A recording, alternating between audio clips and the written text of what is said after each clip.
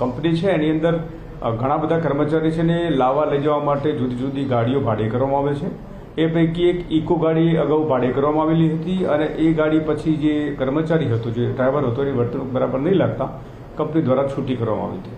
તો જે ગાડીનો ચાલક હતો વસીમ સૈયદ કરીને, એણે એનો ખાર રાખીને એને મનમાં એવું હતું કે જે આ કેન્ટીન છે પણ IMS કંપનીની છે એટલે પોતાની ધાક બેસાડવા માટેના ઉદ્દેશથી એનો મિત્ર અતાઉર રહેમાન, મઝહર ખાન પઠાણ એ બધા ભેગા થઈને આવેલા, મોઢે બોકાની બાંધેલી હતી અને પેટ્રોલ લઈને આવેલા હતા। એટલે શરૂઆતમાં મેં આપને અગાઉ જણાવ્યું છે એ પ્રમાણે પેટ્રોલ એમણે ધોકાથી તોડફોડ કરી, પછી પેટ્રોલ અડીને આગ લગાડવાની કોશિશ કરેલી હતી।